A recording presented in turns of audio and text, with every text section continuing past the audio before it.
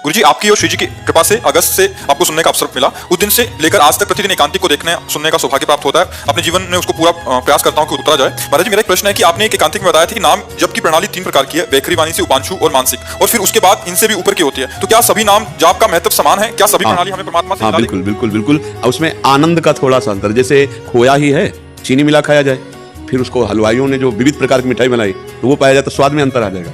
स्वाद में अंतर आ जाएगा ना। हम खोया चीनी मिलाकर खाएं और हम पेड़ा बना के खाएं और एक हलवाई बना के दे, उसमें अंतर आ जाएगा। है वही चीज, लेकिन उसको प्रक्रिया पता है। तो जैसे एक हम जब कि राधा राधा राधा राधा राधा, तो हमें स्वाद नहीं आ रहा। फिर धीरे धीरे जब राधा राधा राधा, अब थोड़ा स्वाद आने लगा, फिर क्योंकि बिना स्वाद के मन रुकेगा नहीं। अब जब मानसिक चलने लगा तो रोम रोम आनंद, एक अद्भुत आनंद। पर पहला वाला जो राधा बोला था तो था तो वही ना राधा, है तो वही खोया, पर उसकी दूध की बर्फी और चाशनी की बर्फी और ये पेड़ा और नाना प्रकार की विविध मिठाइयां उसकी बन गई। समझ रहे ना? तो ऐसे ही स्वाद विशेष में अंतर है कि हम राधा बोले और एक मन से बोले। अब मन से जो राधा चल रहा है उसमें विशेष सुख, विशेष आनंद, क्योंकि मन भी लगा हुआ है ना। अब मन विषयों का चिंतन कर रहा है, जबान से राधा बोल रहे, कल्याण पक्का हो जाएगा, पर स्वाद नहीं आ रहा।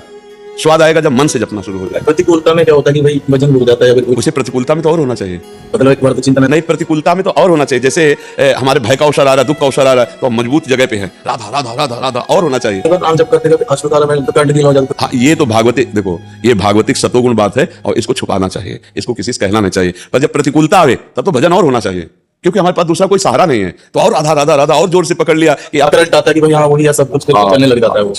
हरि स्मृति सर्व विपद विमोक्षणम, शास्त्र कहता है जो भगवान का स्मरण करते हैं विपत्ति में उनके सारी विपत्तियां नष्ट हो जाती है। पर धैर्य रखना, धैर्य रखना, धैर्य पूर्वक राधा राधा राधा, हाँ राधा राधा रटते रहो। देखो, विपत्ति नष्ट होने का मतलब है कि विपत्ति है और उसका प्रभाव नहीं है।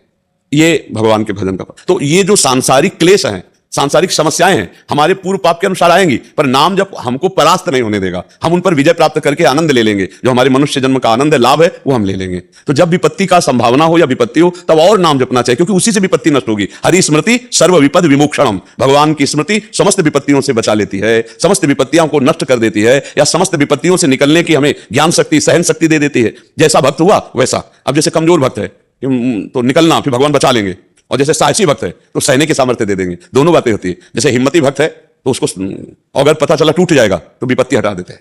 बहुत कृपालु अच्छे डॉक्टर हैं, वो जानते हैं मरीज कैसा है, कितना हमको इसको सहना है। और अगर वीर है तब तो फिर, क्योंकि जानते हैं ना कि हमारा ही पट्टा है, सह जाएगा, निकल जा, तो वो फिर दे देते हैं, निकल जाता है। वो भारी विपत्तियों को रौंदता हुआ, और जब कमजोर हुआ तो विपत्ति ही हटा देते हैं। भगवान बड़े कृपालु हैं, बहुत करुणा में।